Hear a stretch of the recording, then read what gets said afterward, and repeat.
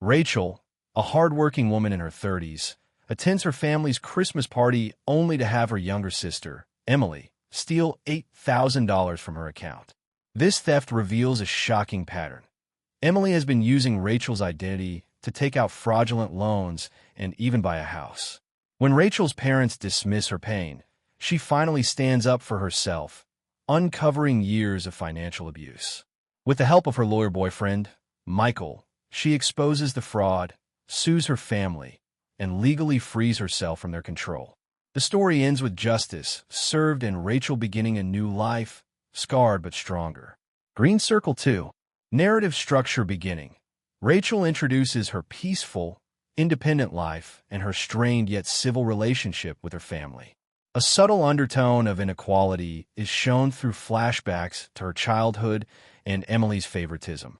Conflict. At the Christmas party, Emily borrows Rachel's phone and steals $8,000.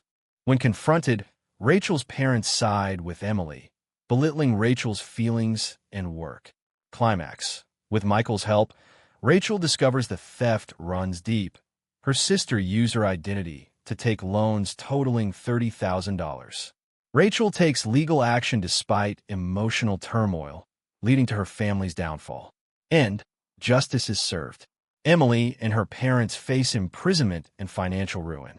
Rachel cuts ties, choosing emotional independence and healing, closing with quiet strength beside Michael. Green Circle 3. Emotional hooks and impactful moments. The betrayal. Emily using Rachel's phone to steal money. A simple act with huge consequences. The parental dismissal. Save it again? Can't you? A line that captures years of invalidation. Discovery of identity theft. The realization that Rachel's entire credit and financial reputation were stolen. Legal confrontation. Watching her family lose everything while she stands quietly beside Michael. Final introspection. The emotional weight of forgiving versus moving on. Mature, heartbreaking closure. Green Circle 4. Viral/relatable elements. Family betrayal and favoritism. A universally relatable emotional wound. Empowerment arc, from victim to survivor, resonates strongly with women's independence themes. Justice fantasy. Watching an abuser, even a family member, face real consequences. Moral tension. Forgiveness versus justice, love versus blood. Perfect for short film or viral story formats. Cinematic pacing, emotional realism, and a satisfying resolution. Green Circle 5. Weak points. Pacing. Some sections over-explain emotions rather than letting them emerge through action. Length and redundancy. Repetition of emotional beats. I can't forgive them. I'm done helping. Could be tightened. Dialogue realism. Certain lines feel overly direct. Real confrontation moments might benefit from restraint and subtext. Michael's characterization. He serves mostly as a savior figure. His inner feelings or emotional weight could add depth. Ending tone. While satisfying legally, emotional closure could be more haunting or poetic to linger with the viewer. Green Circle 6. Suggestions for improvement. Tone. Move from exposition-heavy to cinematic storytelling. Show more, tell less. Structure. Use scene-driven transitions with visual atmosphere, lighting, sound, temperature to mark emotional shifts. Character work. Deepen Michael and Rachel's emotional bond through moments of vulnerability, not just problem-solving. Emotional pacing. Build tension with subtle foreshadowing before big reveals. Make every twist earned. Ending. Add symbolic imagery, e.g., snow melting, broken phone, unopened letter for emotional resonance. Narrative rhythm. Alternate quiet introspection with bursts of confrontation, mirroring how trauma unfolds. Green Circle 7. Ideal target audience. Primary. Women 25 to 45 who relate to themes of family dysfunction, emotional neglect, and reclaiming power. Secondary. Viewers of short films, web dramas, and narrative reels about toxic family systems and self-liberation. Emotional promise. Catharsis, strength, and justice, with a subtle undercurrent of hope and rebirth. White heavy checkmark. Next step. Following Green Circle Prompt 2, I'll now create section 1. The new story beginning. 500 words, a powerful cinematic opening scene introducing Rachel, Emily, and the emotional atmosphere. Fresh, immersive, and emotionally charged. Would you like me to begin section 1 now? You said. Full script. ChatGPT said. Excellent. White heavy checkmark since you've confirmed. I will now begin the full rewrite. 6 sections, 500 words each, based on the analysis above. This will be a cinematically written, emotionally immersive version of your story titled The Price of Family, a short film story inspired by your original script. Green circle section 1. New story beginning, 500 words. The snow fell softly over the city like a secret trying to bury itself. Inside my apartment, the warmth of the radiator hummed against the silence. My phone buzzed with a message. Don't forget Christmas dinner tomorrow, Rachel. Everyone's waiting. Mom. Everyone. That word always carried weight. I stood by the window, looking at the street below. Couples laughing, parents carrying gifts, kids dragging sleds. For a moment, I wondered if maybe this year would be different. Maybe Emily had changed. Maybe my parents had learned to see me, not as the responsible one, but just their daughter. I packed a small overnight bag, folding my favorite gray sweater. Michael glanced up from his laptop, his tie loosened, his eyes steady. You sure you want to go? He asked softly. I hesitated. It's just one night. I'll be fine. He reached for my hand. You don't have to prove anything to them anymore. I smiled faintly. I know, but deep down I didn't believe that. There's always that little girl in me who still hoped to be seen. The next evening, I stepped through the familiar doorway of my parents' house. The smell of cinnamon, roast chicken, and polished would hit me instantly. The chatter, the laughter, all so loud it felt like being swallowed whole. Rachel, my mother greeted me with a kiss that brushed the air beside my cheek. You didn't bring your boyfriend again? What's he hiding from? I forced a polite smile. He's working tonight. Working, she scoffed. On Christmas? Sounds like a man with no ambition. Laughter rippled through the room. My father lifted his glass in mock cheer.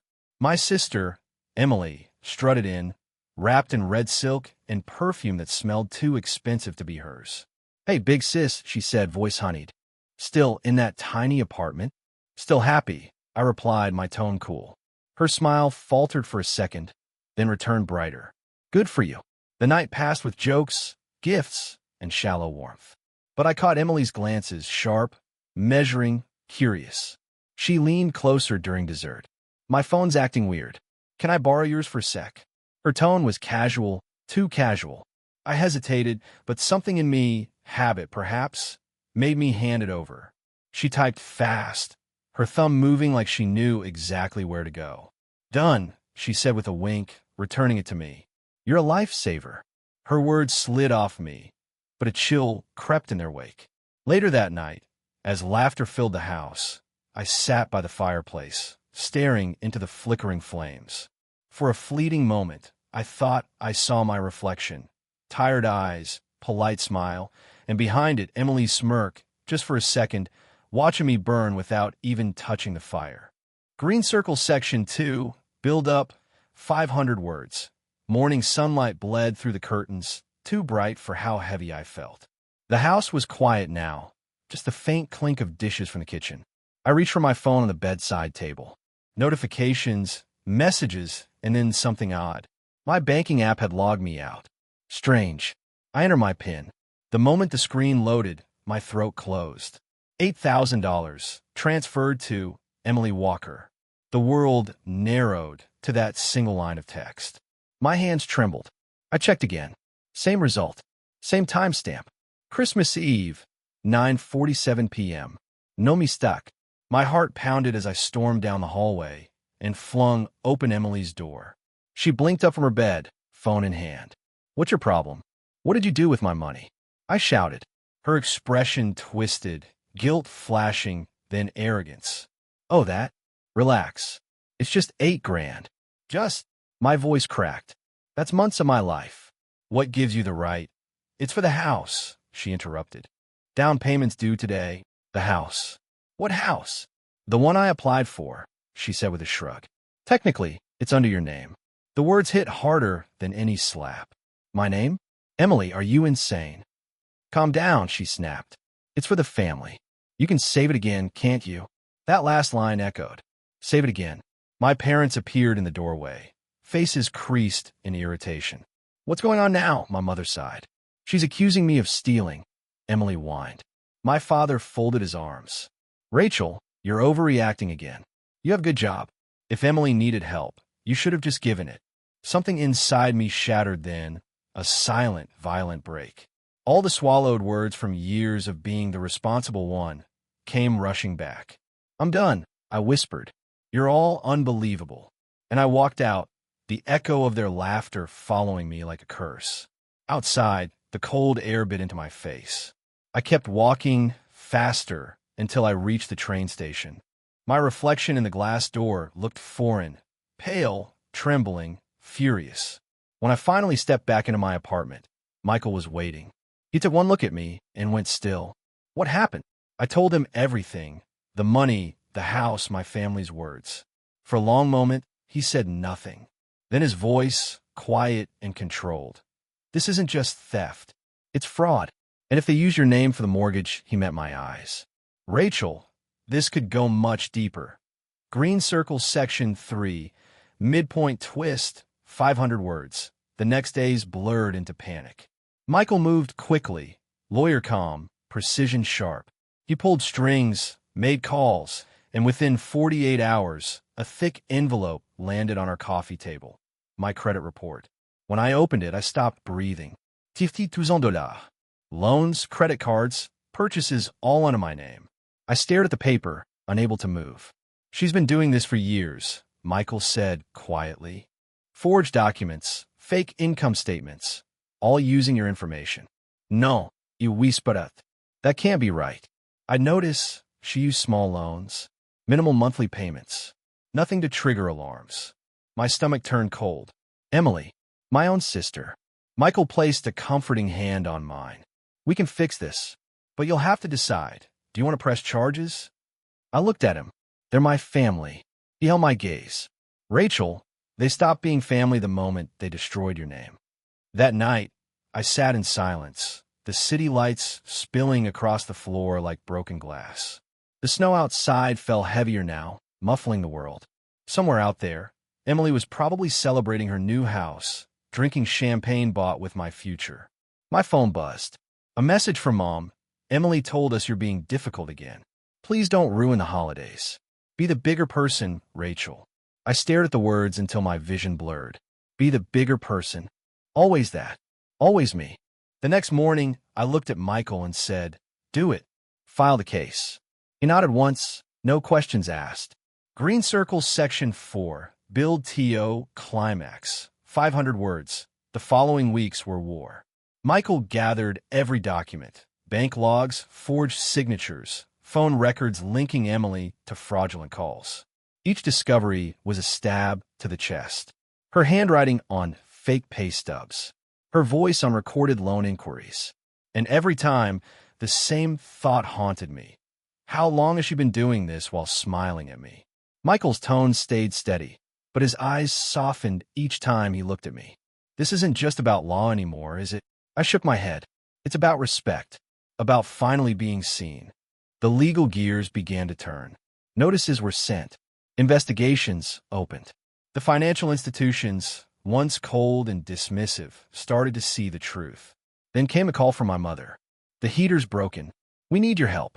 Just a little money. I took a long breath. I am sorry. I can't help you anymore. Her silence was louder than a scream. Rachel, are you even family? The line went dead.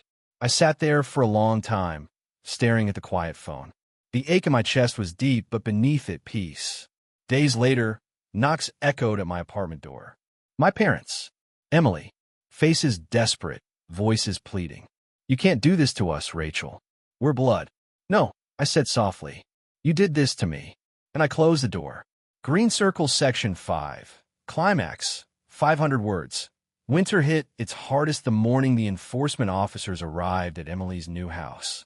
Snowflakes fell like ash against the gray sky. I stood beside Michael as they rang the bell. Emily opened the door, pale, startled. Why are you here? She demanded. Michael's tone was calm, measured. To enforce the court order. The what? The officer interrupted. Property seizure. All assets under the fraudulent mortgage. My mother screamed. My father cursed. Emily shook her head violently. You can't. This is our home. No, I said, stepping forward. It was built on my name, my money, my life. Her eyes locked on mine, the same eyes that used to beg me to share toys, to cover for her lies. Now they were empty. You do this to your own family? She hissed. You already did, I whispered, as furniture was carried out and red stickers marked the walls.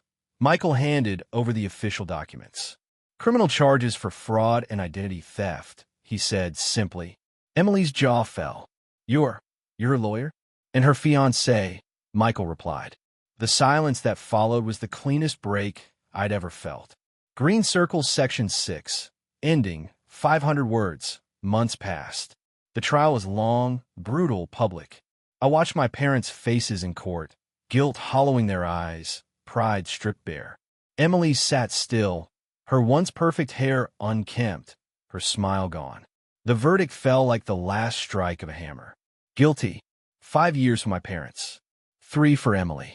When the judge spoke of betrayal of trust within family, I felt my throat tighten, not from grief but from release. Outside the courthouse, Michael took my hand.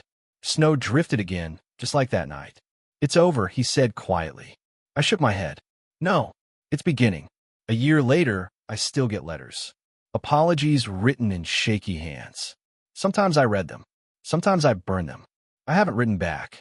Not yet. But on nights when the city is quiet and Michael's asleep beside me, I catch myself whispering into the dark. Not forgiveness, but understanding. Because healing isn't about forgetting what they did.